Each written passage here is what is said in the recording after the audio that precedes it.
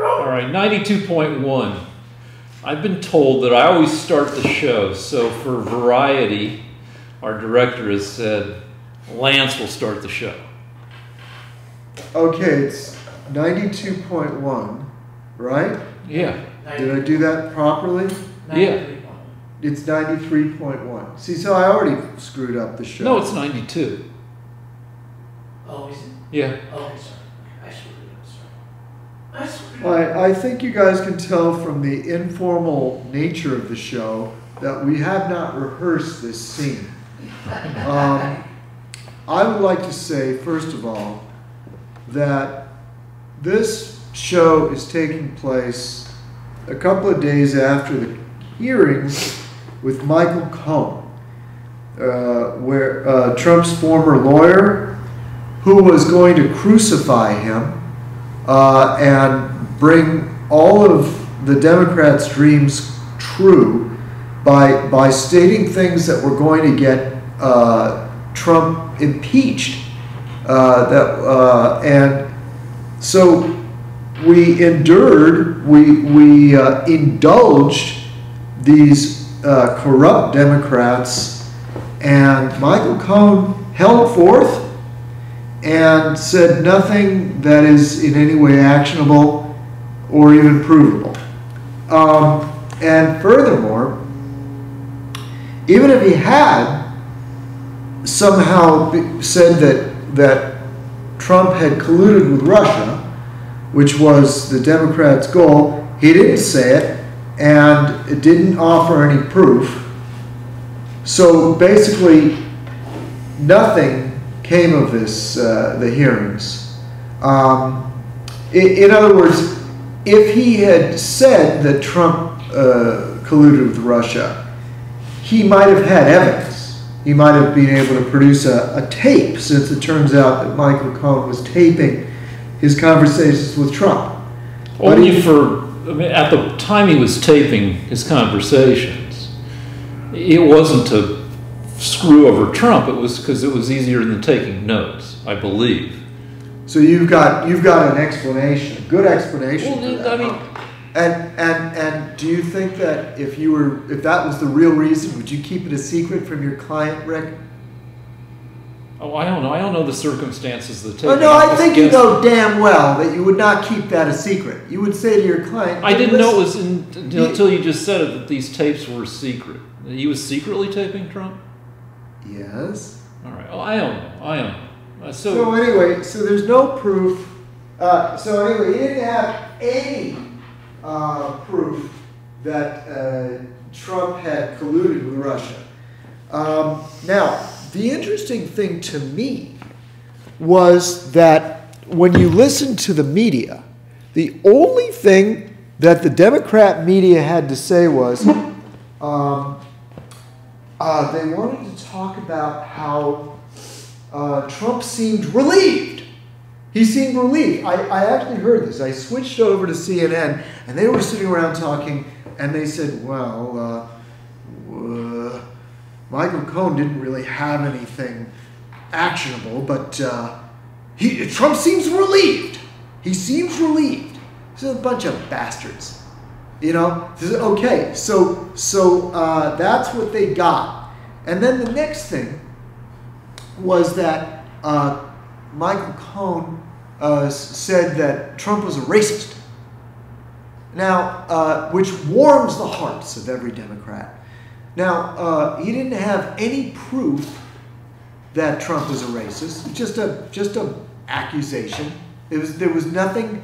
He didn't have any tapes or anything to prove it. He's just saying, Trump's a racist.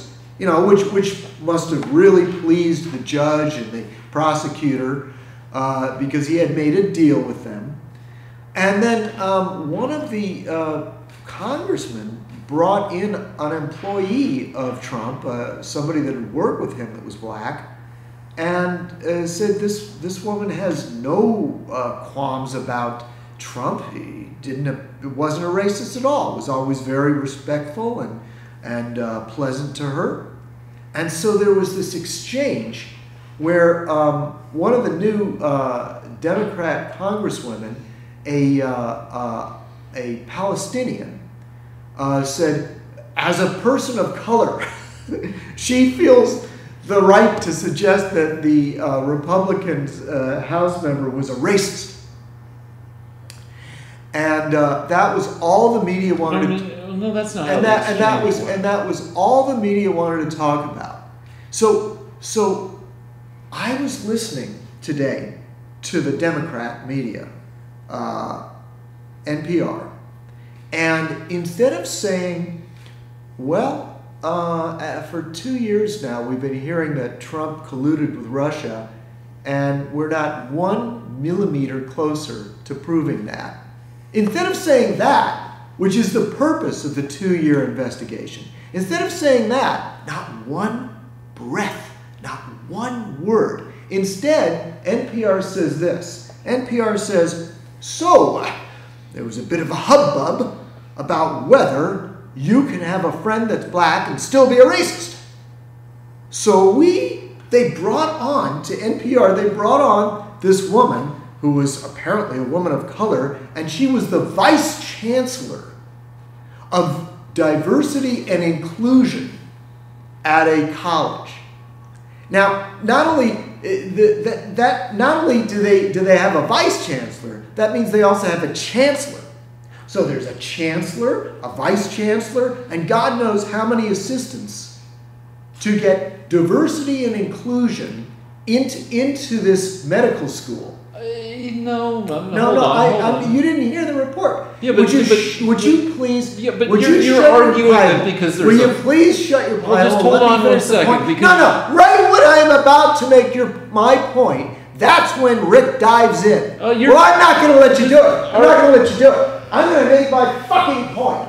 Fine. All right. So they ask. So NPR gets this great idea. Instead of talking about whether Trump colluded with Russia, instead of saying, well, okay, there was a discussion about, whether he was a racist. Oh, no.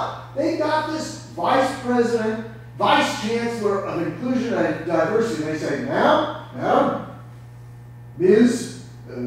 Her, or whatever, G, or whatever the name is now, or pronoun. They said, is it possible to have a friend that is black and still be a racist? And you know what she said? You're not she, it, G, whatever. The person said, well, I guess it is. And at that point, I said, okay, well, now we know. So Trump is a racist. Now, my point that you're supposed to get from this is that that's how the media operates. All right. So instead of dealing with whether Trump colluded with Russia, they sidetracked the whole NPR audience into whether he was a racist. Can he be? Yes, he can. And that's it. That's where they leave it. That's how they report the news. All right. So now shut up. No. So I want you to respond to what I'm saying. That's how they brainwashed you, Rick. Okay. So it should be very helpful for you to know this. So you say, well, I'll admit that discussion is, well, the point is obvious, and whether it applies to Trump is. Obviously, you can have black friends and still be racist.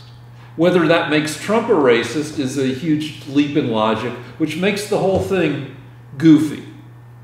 Not at all, because a lot of people like yourself are sitting there going about their day listening to NPR, and the only thing that they're ever going to hear about the Michael Cohen hearings is that Trump really is a racist. That's it. They won't know whether he colluded with Russia. They won't know whether you could or could not be a racist. No, they'll just walk away saying, yeah, it said on NPR. He may have had this woman that worked for him, but he's still a racist. And that's where they'll leave it. I gotta say, that's how NPR brainwashed you. I think Trump is racist in some ways, some important ways, but not because I heard something goofy on NPR, but we don't have to go argue about that, because we're talking about the coverage. And you said that this Michael Cohen thing didn't even move things a millimeter. And I'm going to disagree with you because I tweeted about this, and there's proof of how far I think this moved things. So I listened to a lot of the hearings because I had it on the background while I was working on something.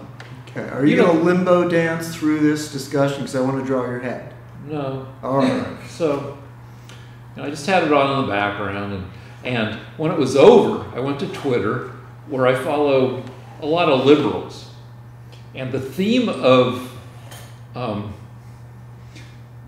discussion on Twitter among the liberals, all the tweets back and forth, were a bunch of sarcastic tweets saying, "So this changes everything, right?" And other people going, "Oh yeah, this is huge. Don't move your head. All right, this is huge." So the liberals on Twitter failed to be sufficiently brainwashed because they were all making fun of how inconsequential the whole thing was. And my contribution to the discussion was a more literal thing, where I said this moved things about 1/8 of an inch, the same amount you get when you throw yourself against a vending machine that has ripped you off. You ever tried to tip a vending machine to get your Coca-Cola out of it after it doesn't pay you? Every day. Okay, so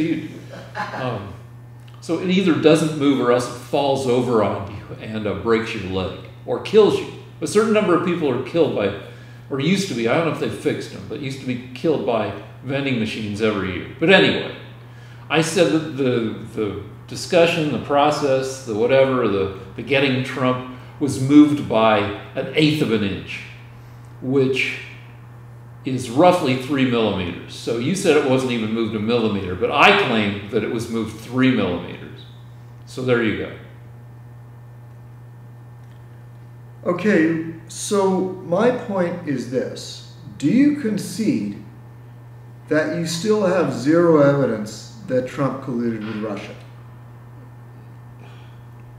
Yeah, I mean, if we had to go to trial, well, one other thing is that he's not just being suspected of colluding with Russia.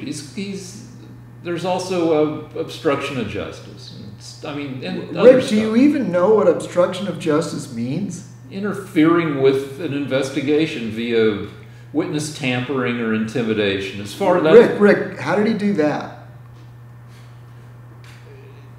Well, according to, I don't want to argue about that. I want to go back to, let's go back to the Russia. No. You've had 2 goddamn years to figure this out. You've been telling me that Trump obstructed justice for 2 years and you don't even know how? Threatening witnesses. Who? I don't know. It's fucking 11 at night, but I'm tired. I want to talk about, you asked about Russia, and I'm about to concede a point, so let me concede the fucking point. If there had to be a trial based on the information that's become publicly available, it would be a bad case. But we're all still waiting on the Mueller report, which a lot of people suspect will not substantiate that he colluded with Russia. But we really don't know. And you like to say, well, you like to accuse me of in my heart believing that he colluded with Russia and that the Mueller report will bear this out. But I don't really know. I don't know. And I've got, having been beaten up by you and by our director sometimes, I don't know if collusion will ever be proved, or even if there was collusion. I know that Trump kind of operates in a fast and loose manner, and he's politically inexperienced. So he could have stepped over all sorts of normal boundaries. Whether this will amount to collusion or something short of collusion or what I don't know. I really don't know. I kind of doubt that there was active plotting with Trump, where Trump suggests an explicit quid pro quo. like, you do this and we'll relax sanctions. I don't think you'll find that those words came out of Trump's mouth when talking with a representative of the Russian government. Do you feel there should be an investigation into the Hillary camp for collusion as well? Lance? Hillary's not president, and what? Well, there was a quid pro quo. Hillary approved the release of No, that's for 20% of our uranium reserves, and a few months later received $145 million to the Clinton Foundation. That should be investigated. Yes, thank you. That has been investigated and has been largely debunked. It was never investigated. Who investigated it, Rick? Well, journalists. If not. Journalists? Did the Justice Department investigate it? No, because it turns out there's nothing that bears investigation. Well, Rick, if the Justice Department didn't investigate it, then how can you make this statement?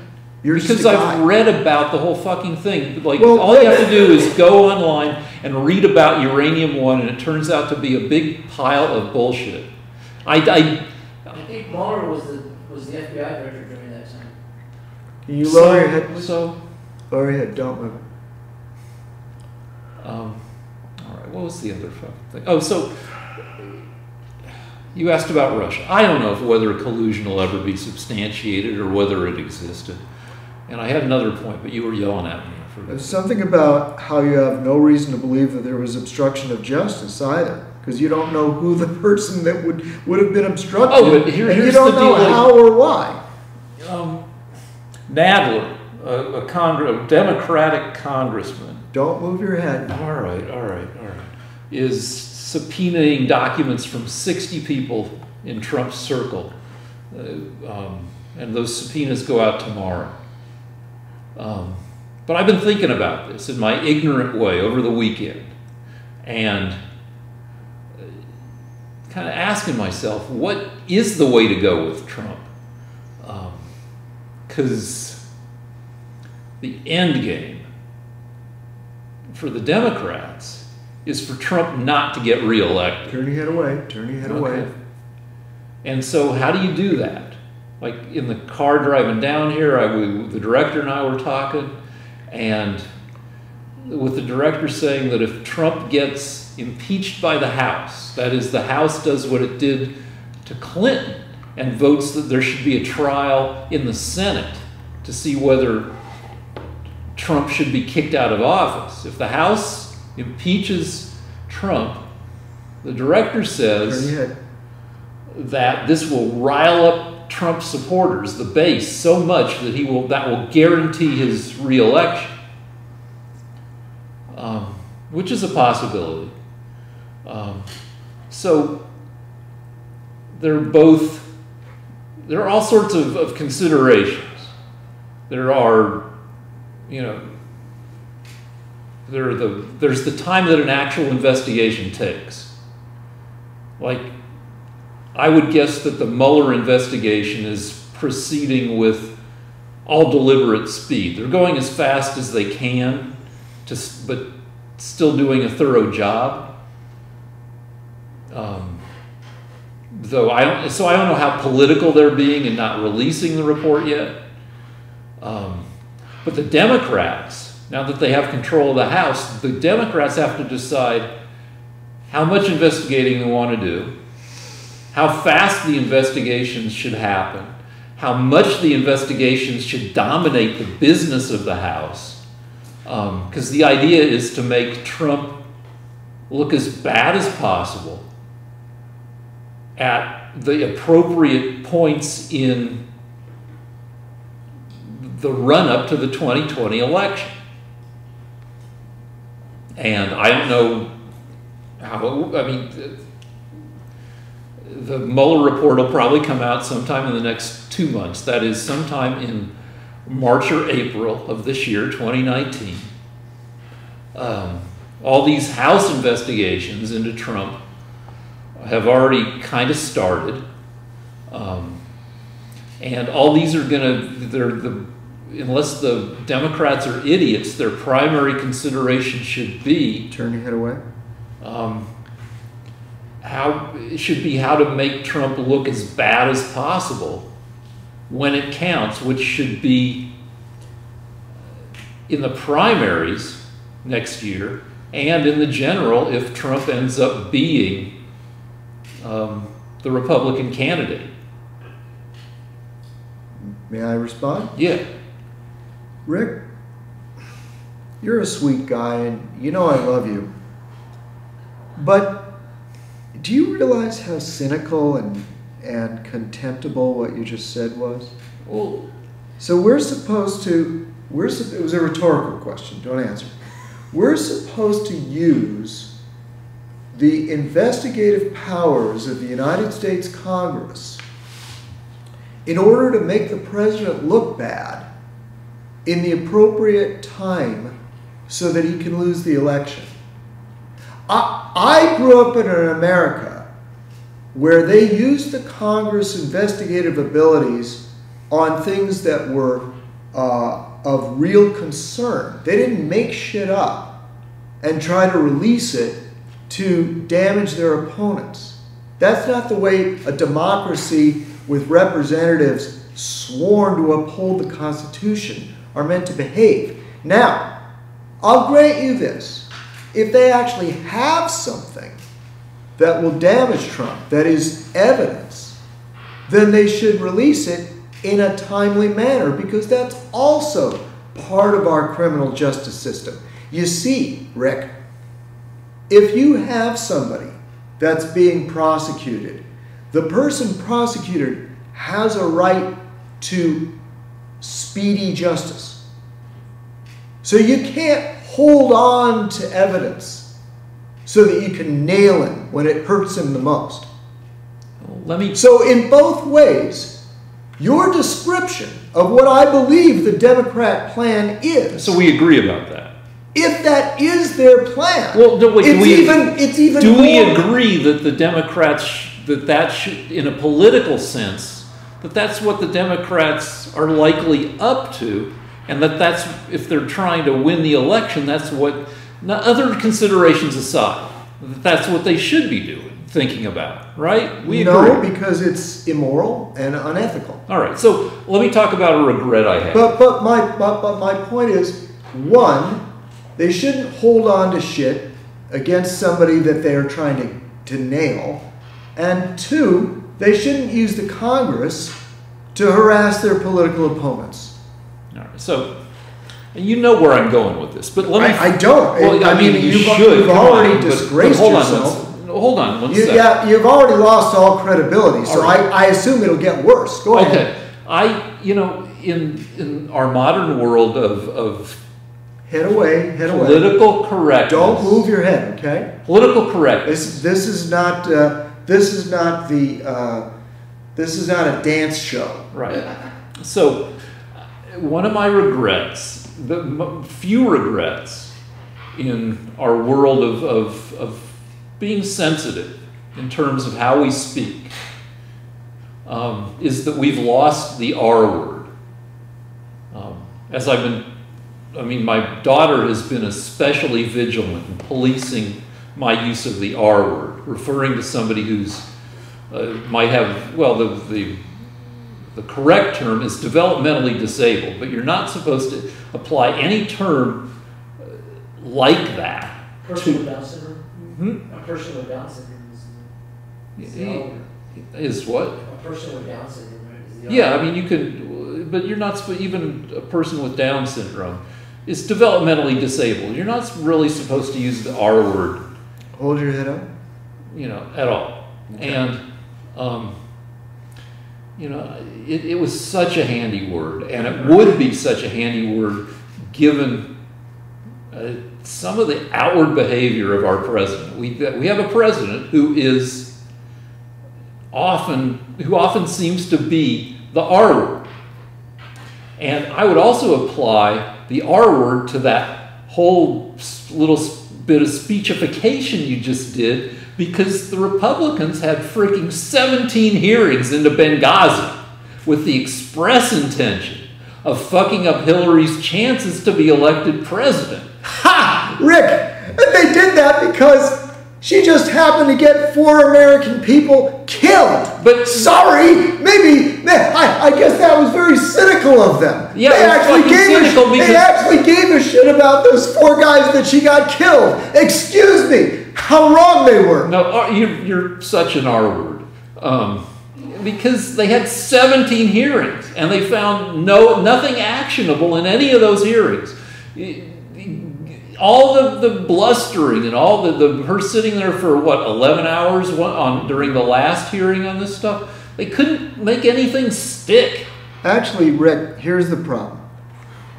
Just to be clear, well, I don't accept that. You're accusing go ahead. me of me on behalf of the Democrats of doing exactly what the Republicans did with Hillary, the candidate. Yeah, and in order to save yourself, you bring up the fact that Hillary Clinton, the woman you voted for, got 4 Americans killed. Not according to the results of 17 congressional hearings and investigations. Clever move, Rick. I congratulate you on your rapier thrust. So you're going to prove to me that the Democrat that Trump is you're going to win the argument by bringing up Benghazi.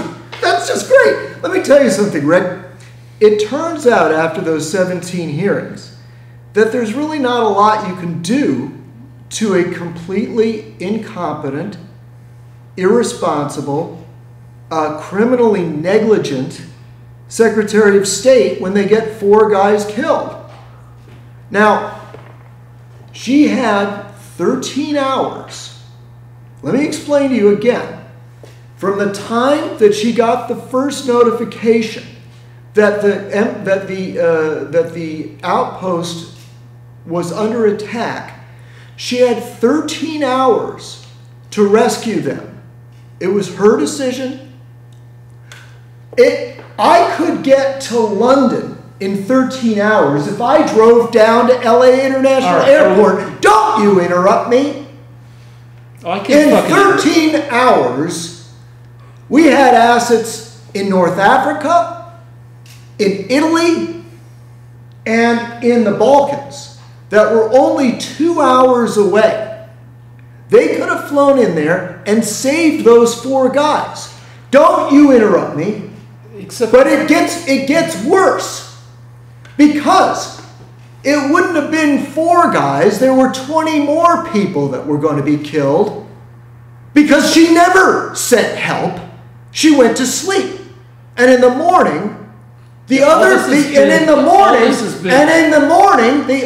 20 people were saved by Libyan militia. So. By sheer luck! You can be all screamy, but this is all bullshit. No, I will be screamy if you're going to interrupt me. It's bullshit that's been debunked. How is it debunked, Rick? I don't know the specifics. I don't remember the specifics. Okay, I want to hear the specifics. You tell me right now how it was debunked. Then we'll break, because then I'll look it up. Fine. It's horse crap. Oh, okay. I'm taking my jacket off, guys, because I want my arms loose.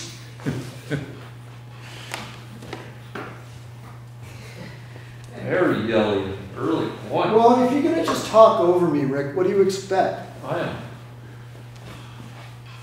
17 here.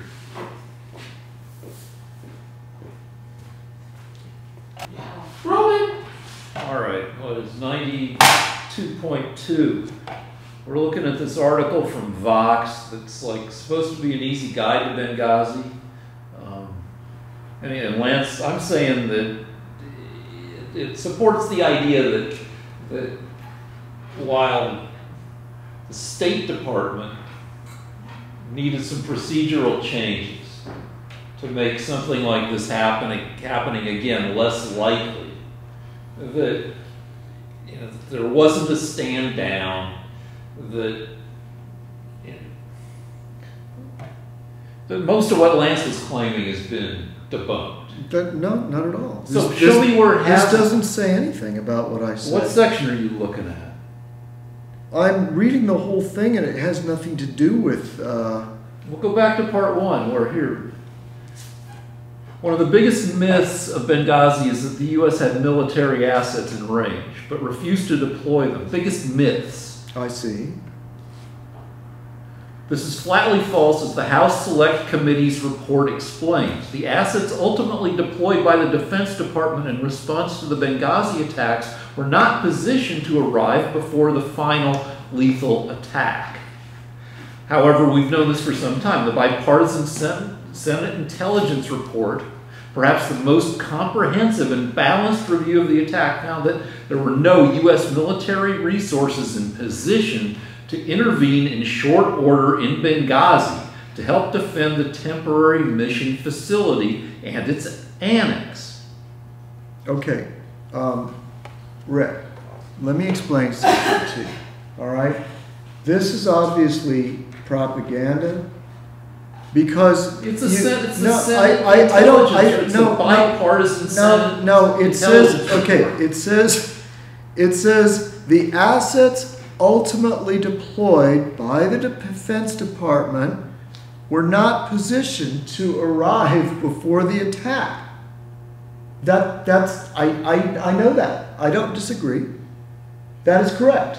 The assets deployed were not in position to arrive before the attack. So what?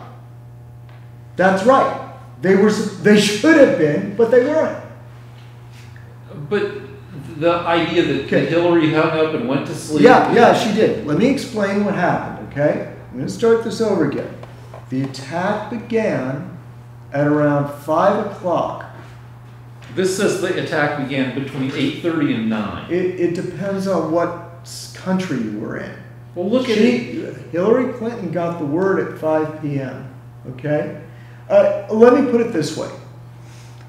The attack began, and they fought all night, okay? It was a 13-hour battle. Okay. Do you deny that it was a 13-hour battle? No, but Stevens. No. Don't just listen to me. It was a 13-hour battle. Now, we could get a soldier from Texas to Siberia in 13 hours. We could get a soldier from South Africa to Norway in 13 hours. Do you understand? There's a timeline that you will agree with in that article. No, listen to me. There is no timeline in this article. Yeah, there is. Okay. The battle. Okay, there is a timeline, but it's not relating to what I'm saying. Where are you? Listen to me. No, it explains the 13 hours and fucking everything. All right, turn this off again. No, fucking no. We're in chaos. The article is... Okay, would you please let me respond? Yeah. Would you please let me respond? Respond. Say your words. No. Use your words. Okay. Are you going to interrupt me? No. Okay.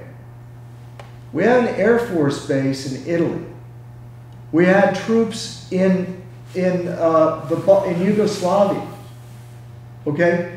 Those troops, both of them, were only 2.5 to 3 hours away from Benghazi.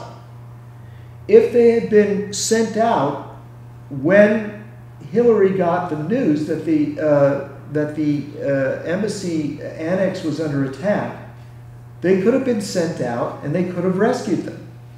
Now, what the article that Rick found in some left-wing paper fails to mention is that after the 13 hours were up, the fighting stopped because Libyan militia, by sheer luck, came by and rescued them.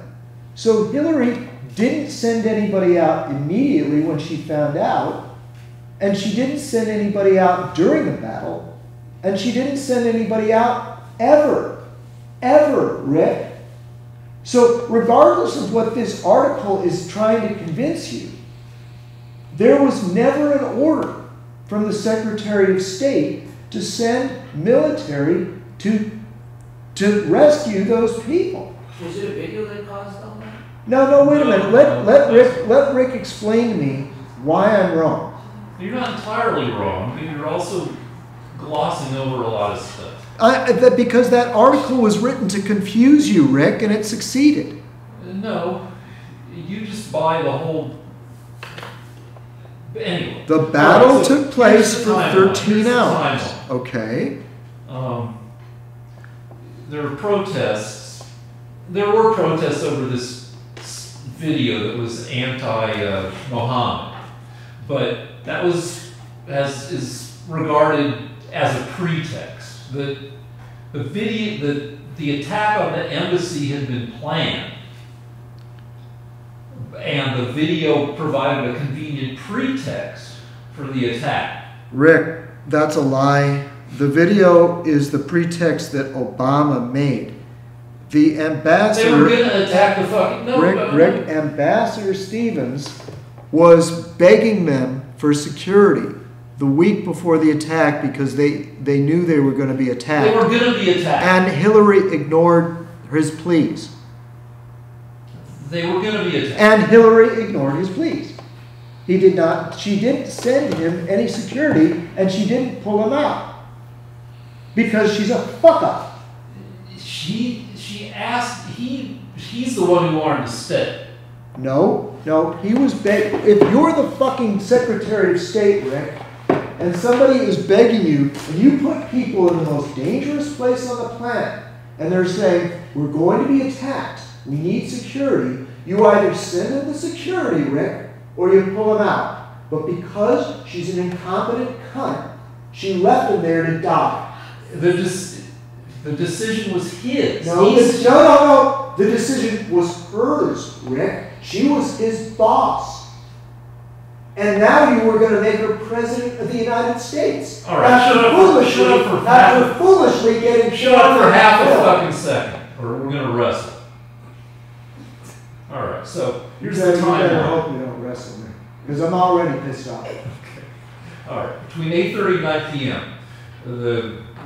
everybody kind of gathers, or they were already gathered, but they started. It looked like shit was going to happen.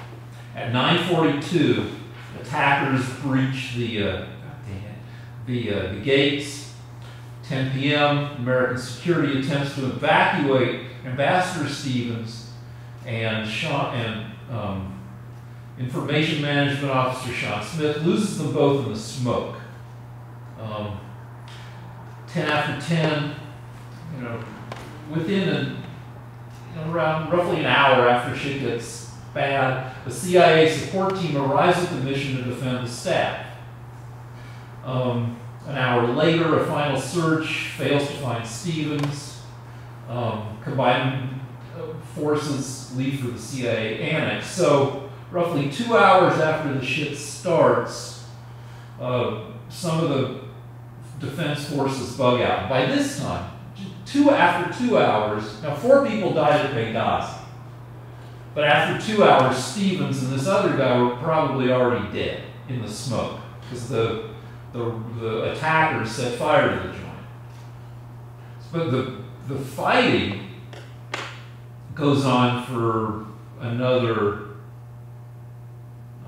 2 hours later. So this is at 11. 2 hours later, locals find Stevens, rush him to a nearby hospital, where he dies of smoke inhalation. Smith also dies of the same cause.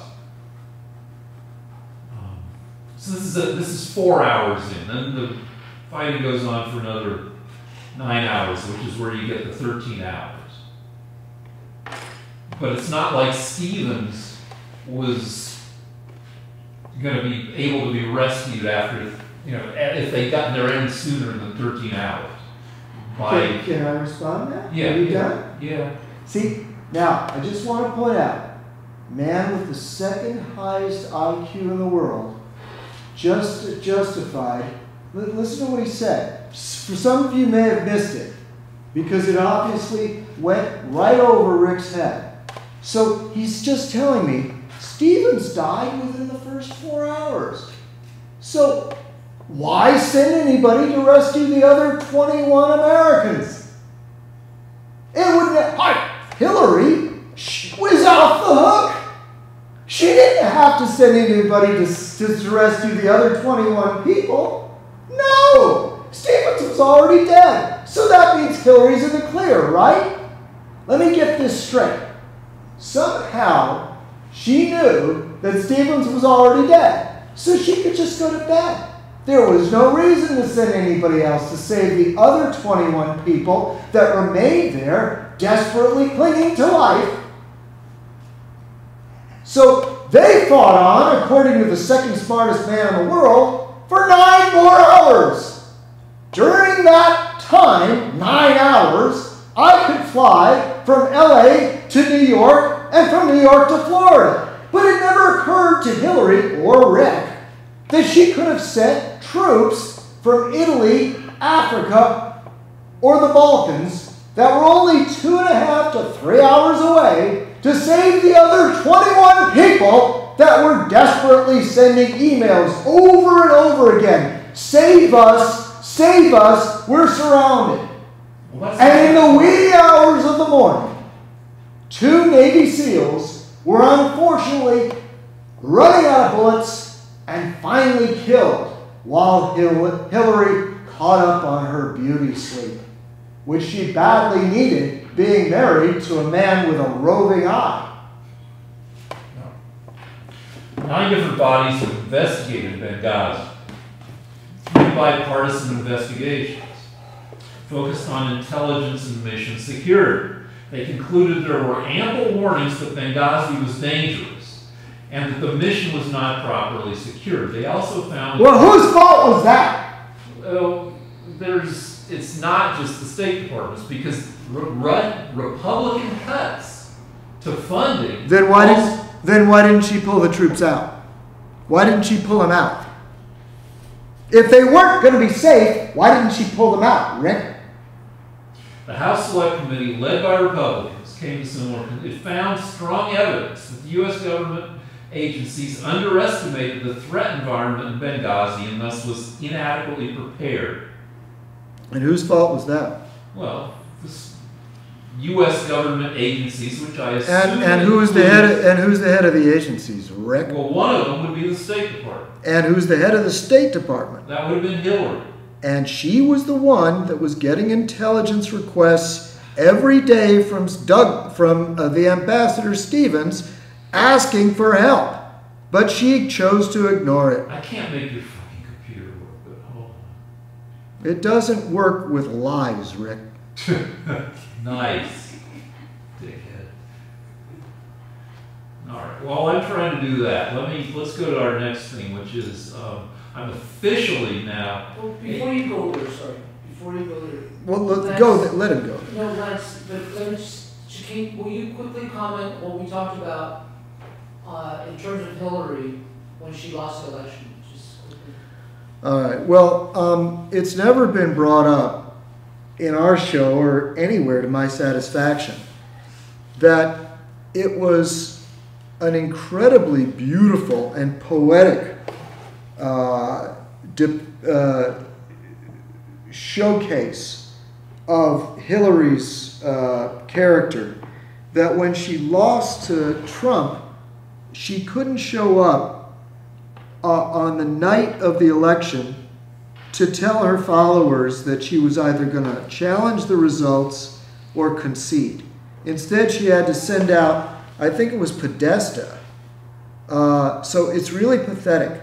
This woman, on the most important night of her life, was, I don't know, drunk or weeping or unable to face her supporters at the moment that they needed her the most. So that's the kind of scum. The first time in history that a candidate couldn't show up to her own convention, to her own election night, and tell them what she was going to do. Instead, she sent out a lackey to say, the candidate can't come down, and you can all go home now. All right, so what should we do? I guess Hillary shouldn't be president now, right? Is that... Well, she obviously is too weak. She was either drunk or crying or just too feeble to go out and support the Americans that had given their all for her and tell them, listen, we're going to fight on, or I am going to have to concede to Trump. No, she lacked the character. It's disgusting. Oh, okay. It's pretty disappointing. It's even more disappointing, you know, than a president who is fucking a porn star while his wife is nursing their son. You know what, Rick? I don't care if he fucked every porn star in Hollywood. She didn't have the balls to lead. It doesn't matter whether he's fucking prostitutes. He's presenting himself, he's a leader of this country, and when she was called upon to lead her followers, to show up at her election night, she didn't have the character to do it. Just like she didn't have the character to send people to rescue those 30 people in Libya. She can't lead. A House Armed Services Committee report written by Republican Representative Buck McKeon found no real evidence that the U.S. military could have responded in time to stop the attack. Not to stop the attack, but 13 hours into it they could have. Not to stop them, but once the embassy was under attack, surely they easily could have sent them. So you're reading shit that is meant to confuse you. Now, nobody could have been there before the attack. The thing was to save these people by the morning.